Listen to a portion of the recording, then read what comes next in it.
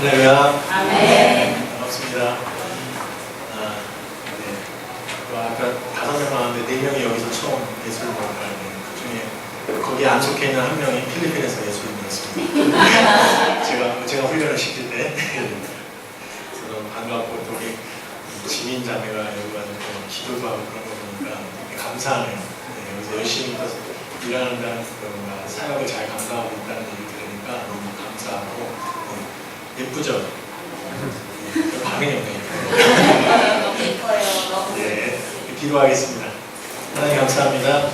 이 시간에 온전히 하나님만이 나타나는 귀한 시간 되게 도와주시옵소서.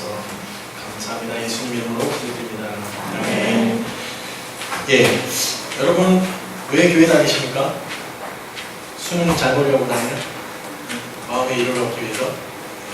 왜 교회에 나오십니까? 저는요, 제 인생에 있어서 3분의 1 가량을 외국에서 보냈습니다. 영국에서 유학생활 한 9년 정도 했고요. 지금 이제 필리핀 간 지 한 3년 정도 됩니다.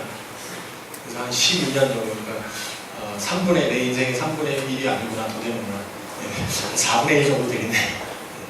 되게 젊은 줄 알았는데 내가 12년 해도 4분의 1이 안 되는데 4분의 1가량을 외국에서 보냈어요. 그러면서 외국의 이민교회 이런 때는 이제 많이 봉사하고, 또 제가 영국에 있을 때는 제가 교회에 무슨 찬양부장, 재정부장, 총무부장, 차량부장, 부장이랑 부장은 다 제가 했습니다.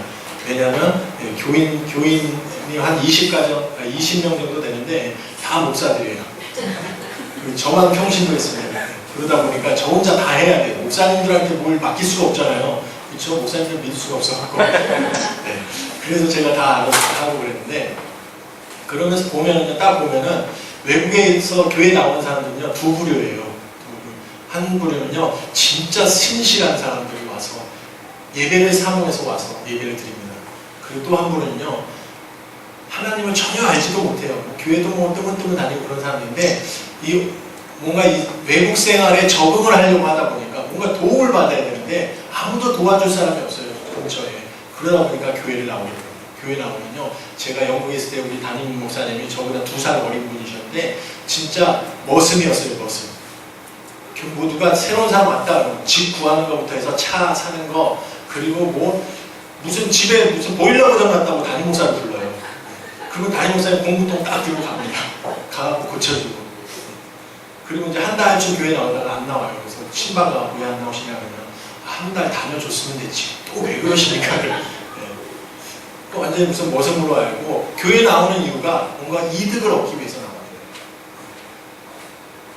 우리 요즘 여러분들은, 저는 물론 우리 세계를 푸는 교회 성도님들은 세계를 품고 세계의 복음을 퍼치게 하기 위해서 그런 마음 가지고 왔으리라 저는 굳건히 믿습니다. 네. 왜 웃으시죠?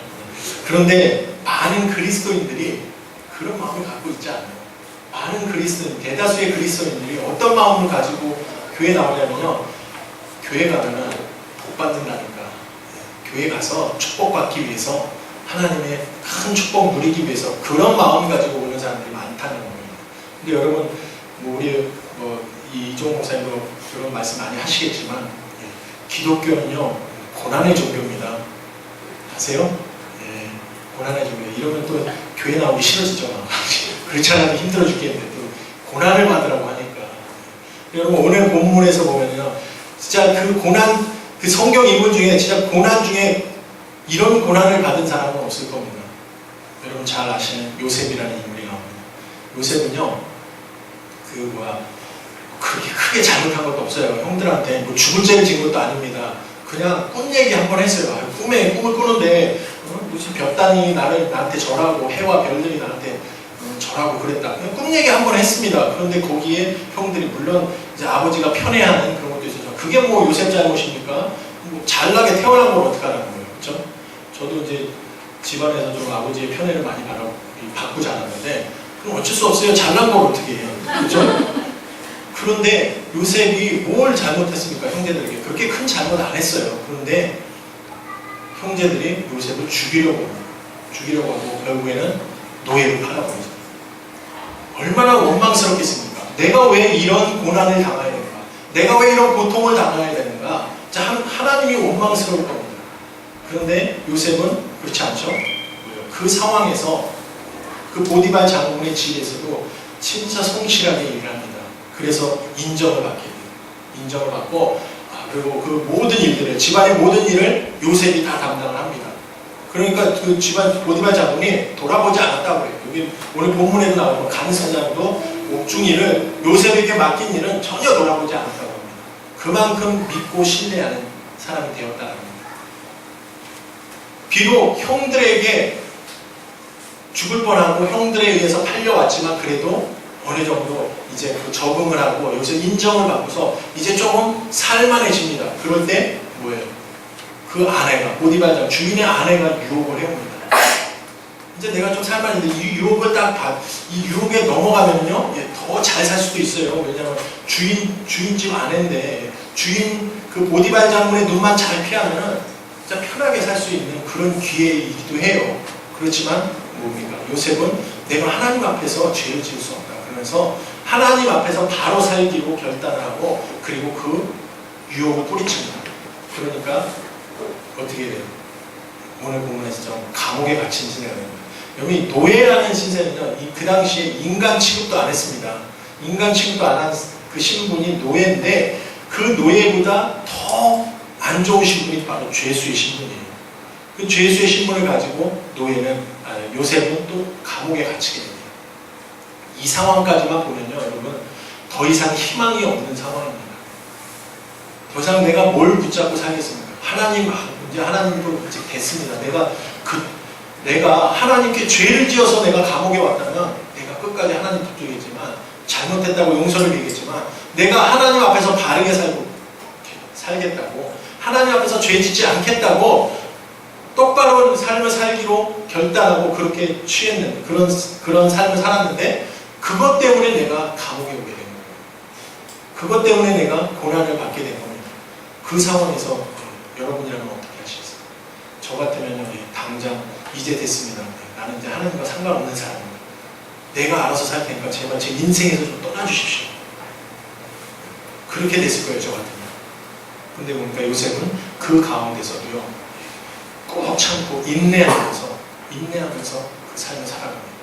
그때 또다시 그 간수장에게 인정을 받고 그 감옥 안에서 모든 일을 맡아 하는 그런 사람이 돼요. 근데 여러분, 요셉이 왜 그런 삶을 살았을까요? 요셉이 왜 그런 고난과 역경이 오는데도 끝까지 하나님을 놓지 않고 살았을까요? 우린 잘못 생각하면요, 요셉이 꿈이 있으니까, 하나님이 주신 꿈이 있으니까 나중에 요셉이 큰 사람이 될 거라는 그 꿈이 있으니까 요셉이 그걸 믿고서 견뎌냈을 거다, 그렇게 오해할 수 있는데요. 아니요, 전혀 아닙니다. 그리고 요셉은요, 그 꿈 이야기는요 다 잊어버렸어요. 자기가 꾼 꿈을. 나중에 그 42장 창세기 42장 9절에 가면요, 거기서 이제 내부의 총리가 되고 나서 형제들을 만납니다. 그래서 형제들이 자기 앞에 무릎을 꿇고서 양식을 얻으러 왔을 때 그때서야 그 꿈이 생각났다고 그렇게 나옵니다, 성경에. 요셉은요, 그 꿈을 기억하고서 나는 언젠가는 위대한 사람이 될 거야. 내가 지금 이렇게 힘들게 감옥에 갇혀 있지만 하나님께서 나에게 그런 비전을 주고 꿈을 주셨기 때문에 내가 언젠가는 더 위대하고 놀라운 사람이 될 거야. 그런 비전을 가지고 그 역경들을 참아냈던 게 아니라는 거예요. 요셉은 그 꿈은 다 잊었습니다. 그런데 왜 그 역경 가운데서도 요셉은 그걸 참아낼 수 있었을까요? 요셉은요, 그 순간도 바로 그 역경의 순간도 하나님이 허락하신 시간임을 믿었습니다. 그 믿음 갖고 살아갑니다. 하나님께서 이 순간에 지금 이 어렵고 고통받는 시간이지만 이 순간도 하나님께서 이 요셉을 바로 쓰시기 위해서 요셉의 부족함을 메워주기 위해서 그래서 요셉을 이런 역경 속에 넣었다는 것을 알고 있었기 때문에 요셉은 그 역경을 이겨낼 수 있었던 겁니다. 왜냐하면 비록 이게 어렵고 힘들지만 하나님이 주신 상황이기 때문에 내가 신실하신 하나님을 믿고 살아간다는 겁니다. 그 마음으로 요셉은 그 역경을 이겨나갑니다. 이건 제가 푸른 소금이라는 영화 아세요? 푸른 소금? 모르세요? 알아요? 문화와 생활을 하는 사람이 한 명뿐 없네요. 푸른 소금이라는 영화가 있습니다. 그 영화를 제가 보는데 거기에 보니까 무슨 내용이 나오냐면요. 세상에서 가장 귀한 금 세 가지가 무엇이냐 딱 나오는 거예요. 그게 첫 번째가 황금, 두 번째가 소금, 세 번째가 지금. 바로 지금이 가장 소중한 순간이에요. 근데 제가 깜짝 놀란 게 제가 그 영화를 이렇게 다운받아요. 여기다가 아이패드에다 다운받아갖고요. 이번 여름에 훈련팀 왔을 때 이렇게 훈련팀 정탐 보내면 저 혼자 있거든요. 숙소에. 심심하니까 그걸 일단 다운받아갖고 가서 훈련팀들 다 정탐 보내고 저 혼자 막 보고 있었어요. 보고 있었는데 보면서 그 대목이 딱 나오는 거예요. 세상에서 가장 귀한 금 세 개가 뭐냐 나오는데 갑자기 제 아들이 카톡을 보냈어요. 저한테. 딱 봤는데 보니까 제 아들이 아빠 세상에서 가장 귀한 금 세 개가 뭔지 알아요? 그리고 딱 보낸 거예요.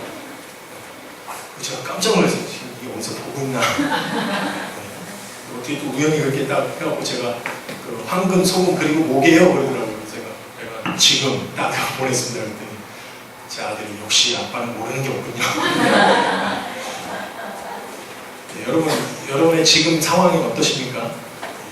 지금 뭐 아주 편안하고 하나님의 축복 가운데 살고 계십니까? 아니면은 너무 어렵고 힘든 상황에 살고 있습니까? 아니면 수능 60일 남은 긴장되는 상황에 살고 있습니까? 네, 그 어느 순간이라 하더라도요, 바로 지금이 하나님께서 우리에게 허락하신 순간이라는 겁니다. 힘들고 어려워도요, 하나님께서 이유가 있기 때문에 이 순간을 우리에게 주신 거예요. 그런데 많은 사람들이 지금 생활에 힘들고 어려우면은 내가 왜 이렇게 살아야 되나 하고서 좌절하고 참지 못하고 목숨을 끊는 그런 경우도 있고요. 그렇게 된다는 거예요. 그런데 여러분, 우리 그리스도인들에게 있어서 고난은요, 하나님께서 주신 축복임을 믿으시기 바랍니다. 이 고난의 역경이 있을 때, 이 고난의 시간이 있고 나서 하나님께서 우리에게 더 크신 축복을 주시고 더 큰 우리에게 부족한 것을 채워주신다는 겁니다. 오늘 제가 이런 설교를 하면서 인내에 대해서 고난을 인내하고 그런 얘기를 하려고 했는데 오늘 오전에 이제 저를 제가 사역하고 파송을 시켜주신 마천중앙교회라는 교회에서 예배를 드리고 왔는데요. 그 담임 목사님이 설교 중에 인내 얘기를 계속 하시더라고요. 저랑 비슷한 컨셉으로 잡으셨구나 그랬는데 거기서 재밌는 이야기가 있어서 한 가지 말씀드리려고 하는데 그러시더라고요. 그 목사님이 결혼은 판단력이 부족한 사람이 하는 거예요. 결혼이랍니다. 그래서 판단력이 부족해야지 지금 이 사람이 다 좋다고 하는 거예요. 근데 30살이 넘어가면 판단력이 생겨갖고 그러면 결혼하기 힘들어진대요. 그래서 어렸을 때 판단력이 없을 때 그럴 때 만나서 결혼해야지 결혼을 할 수 있다고 합니다. 두 번째로는 이혼은 인내력이 부족한 사람들이 이혼한답니다. 그 결혼 생활은 인내하는 삶이라고 합니다. 인내하지 못했을 때 이혼하는 사람이 생깁니다. 재혼은 언제 하는지 아십니까? 여기서 빵 터졌는데 재혼은 기억력이 부족한 사람이죠. 네, 제가 왜 이 말씀드리냐면 이 결혼 생활도 인내력이 필요하다는 거예요. 인내가. 우리 신앙생활 하는 데 있어서도요, 인내가 필요합니다. 우리에게 하나님께서는요, 고난을 주십니다. 허락을 하십니다. 하나님께서 우리를 괴롭히기 위해서 주신 것이 아니라 다 이유가 있기 때문에 주셔요. 근데 그 고난을 우리가 인내함으로 참아나갈 때, 견디어 나갈 때, 그리고 승리해 나갈 때 그 이후에 하나님께서 우리를 세워주신다는 거예요. 그러면 요셉은 왜 이런 역경의 시간을 보내야 됐을까요? 그래서 과연 요셉이 이런 역경의 시간을 보내야 될 이유가 있는가 한번 생각을 해봤는데요. 다 하나님께서 이 요셉을 애굽의 총리로 만들기 위해서 그런 순간들이 다 필요했다는 겁니다. 노예 생활도 필요했고, 또 보디발 장군의 집에서 삶도 필요했고, 감옥 생활도 필요했고, 그랬다는 거예요. 그러면 왜 이런 힘든 생활을 했는지 한번 하나하나씩 한번 따져보려고 합니다. 제가 이제부터. 첫 번째는요, 이 보디발의 집의 총무를 맡으면서요, 요셉은 그 보디발 집안의 모든 재정권을 가졌습니다. 모든 재정을 다 이 요셉에 의해서 이 재정을 다 움직였습니다. 이거는요, 나중에 요셉이 애굽의 총리가 됐을 때 그 나라 살림을 맡는데 굉장히 큰 도움이 됩니다. 만약에 요셉이요, 그냥 아버지 밑에서, 그 아버지가 뭡니까? 족장이잖아요, 족장. 부유한 삶이었습니다. 거기서 그냥 살다가 만약에 애굽의 총리가 됐다 그러면은 뭐 거기 집안에서 뭘 일을 시켰겠습니까? 아무 일도 안 시켰죠. 애지중지하는 아들인데, 그런데 요셉이 그 노예로 팔려가면서 그 보디발 집안에서 그 모든 재정과 그런 사물을 다 맡아서 함으로써 나중에 그게 총리가 되었을 때 나라 살림을 운영하는 데 있어서 큰 도움이 됐다는 거예요. 그것을 교육시키기 위해서 하나님께서 노예로 만드셨다. 그리고 또 뭡니까? 요셉이 그 보디발 장군의 집에서 그 총무가 될 때도 순차적으로 차례차례 올라간 게 아니에요. 성경 어디에 봐도 뭐 그가 처음에는 노예였다, 그 다음에 그 위에 뭐 반장이었다, 뭐 팀장이었다 이렇게 올라간 게 아니라 바로 집안 모든 일을 맡는 총무가 됩니다. 그러면서 그가 뭐 집안의 보디발 장군 외에는 그보다 높은 사람이 없다고 했으니까 그 밑에 있던 사람들이 얼마나 많이 뽑겠어요. 이제 갓 온 그 팔려온 노예, 그리고 나이도 어린 놈이 갑자기 내 위에 있게 되는 거예요. 내 상사, 한마디로 말하면 낙하산 된 거죠. 그러면 얼마나 기분 나쁘겠습니까? 중간에 있던 사람들이 저게 어디서 불러먹다 온 게 주인 눈에 잘 보여갖고 내 위로 와서, 그래서 기분 나쁘고 좀 말 안 듣고 그런 게 있었을 겁니다. 그런데 그런 것 때문에, 그런 문제 때문에 요셉이 힘들었다, 그런 내용은 전혀 없습니다, 성경에. 그렇죠? 근데 나중에 여러분 애굽의 총리가 된 것도 마찬가지입니다. 애굽의 총리는요 더합니다. 죄수의 신분에서 갑자기 애굽의 총리가 됩니다. 한때 나의 주인이었던 보디발 장군도요 요셉의 부하로 들어가게 돼요. 그럼 얼마나 정적들이 많겠습니까? 그러면 또 이 노예 신분에서, 포로의 신분에서 총리가 된 사람이 한 명 더 있죠. 성경에 다니엘이 있습니다. 다니엘도 총리가 됐습니다. 그때 많은 그 정치인들이 다니엘을 없애기 위해서 많은 계략을 짜잖아요. 그래서 뭐 다 임금 외에는 다른 사람한테, 다른 신에게 뭐 기도하면 안 된다, 그런 이상한 법까지 만들어서 다니엘을 죽이려고 합니다. 그렇게 정적들이 많이 생긴단 말이에요. 그런데 요셉은 정적이 있었다는 얘기가 전혀 없습니다. 요셉은요 이미 보디발 장군의 집에서 그 총무가 되면서 그 자기가 뛰어넘은 그 사람들을 어떻게 대해야 되는지를 배웠다는 거예요. 그래서 나중에 애국의 총리가 돼서도 그들을 어떻게 대하고, 나 때문에 기분 나빠하고 나를 죽이려고 할 수도 있는데 그런 적들, 그런 라이벌들을 다 품는 그런 훈련이 바로 그때 되었다는 거예요. 그래서 이 보디발 장군의 집에서의 삶이 결코 헛된 시간이 아니었고 바로 하나님께서 애굽의 총리를 만들기 위해서 하나하나 준비시킨 그런 기간이었다는 거예요. 그건 뭡니까? 또 그 다음에 또 그런데 거기에서 멈추는 것이 아니라 그보다 더한 죄수의 신분에 살게 되잖아요. 거기 요셉이 갇힌 감옥이 어떤 감옥인지 아십니까? 정치범들을 수용하는 감옥입니다. 정치범. 그냥 일반 살인범 이런 사람들이 아니라 정치적으로 문제 있는 사람들을 가둬놓은 감옥이에요. 거기에서 요셉은 많은 정치인들을 만났을 겁니다. 그래서 거기서 술 맡은 관원장 만나고 떡 같은 관원장을 만나는 거예요. 많은 관리자를 만나는데, 정치인들을 만나는데 그들이 그곳에 갇히는 이유는요 임금을 죽이려고 하는 그런 이유 때문에, 또 나라를 바꿔보려고 하는 그런 것도 있겠지만 임금과 바로왕과 생각이 달랐을 때, 그럴 때 많이들 갇힙니다. 지금 뭐 얘기하는 뭐 여당, 야당 그런 거나 마찬가지예요. 그래서 임금이 무슨 일을 하려고 하는데 임금이 그거보다는 이게 더 국민들을 위해서, 나라를 위해서 더 좋은 방법입니다 하고서 반대 의견을 냈을 때 바로왕은 이게 네가 나한테 반대네, 그리고 감옥에 가둬버린다는 거예요. 그런 정치범들이 많다는 거예요. 그 안에서, 그 감옥 안에서 요셉은요 많은 이야기를 들었을 겁니다. 많은 공부를 했을 겁니다.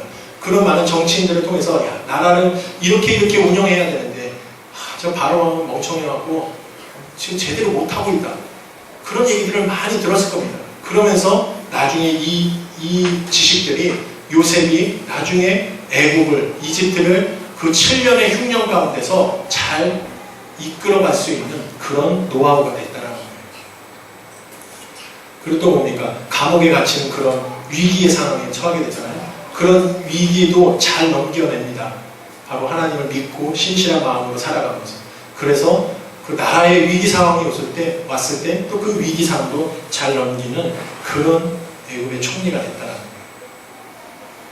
이렇게 하나하나 따지고 보면요, 요셉이 노예로 팔려가고 보디발 장군의 집에 있게 되고 또 나중에 감옥에 갇히게 되고 이 모든 것들이 다 쓸데없는 시간들이 아니었다는 겁니다. 이 순간들을 통해서 하나님께서 요셉을 만들어 가신 거예요. 애굽의 총리로. 만약에 요셉이요 이런 과정이 없이 바로 애굽의 총리가 됐다면 그는 결코 그 7년 흉년을 제대로 이겨내지 못했을 겁니다. 근데 하나님께서 미리미리 그런 훈련을 시키는 겁니다. 고난을 통해서, 어려움을 통해서, 역경을 통해서 하나님께서 그를 단련시켰고, 요셉은 그 하나님의 신실하심을 믿고 그 믿음 가지고 내가 지금 비록 힘들고 어렵지만 이 삶이 하나님께서 나를 사용하시기 위해서, 하나님께서 나를 더 크게 쓰시기 위해서 나를 단련하시는 기간이구나. 그 믿음 갖고 그 역경들을 이겨냅니다. 그랬을 때 하나님께서 그를 세우셔서 애국의 총리로 세우셔서 하나님의 백성들을 구원하는 그런 일을 하게 만든다는 겁니다. 저는 여러분들에게도 이 요셉의 마음을 가지셨으면 좋겠습니다. 여러분들 지금 저는 뭐 여러분들이 어떤 상황에 있는지 모릅니다. 지금 표정을 봤을 때 다들 어려운 상황에 있는 것 같아요. 표정들이 다 어두우신데, 근데 여러분 어떠한 역경이 있고 어려움이 있다 하더라도 여러분 절대 쓰러지지 마십시오. 세상 흔들려도 하나님은 결코 흔들리지 않습니다. 하나님은 우리와 함께 계시고요. 하나님이 우리에게 허락하신 고난이고 역경입니다. 이 고난과 역경을 믿음으로 이겨나갈 때, 그때 하나님께서 우리를 위해서 예비해 놓으신 그 큰 축복의 자리에 우리를 있게 하실 겁니다. 그 믿음 갖고 살아가시는 저와 여러분 다 되시기를 간절히 축원합니다. 우리 함께 찬양하기 원합니다. 제가 무슨 찬양할까요? 세상은 흔들리고 사람들이 변하여도 우리 주님은 변하지 않습니다. 오직 그분이 변하지 않는 그 믿음만, 그 믿음 가지고 우리 살아가겠습니다. 고백하며 찬양하겠습니다.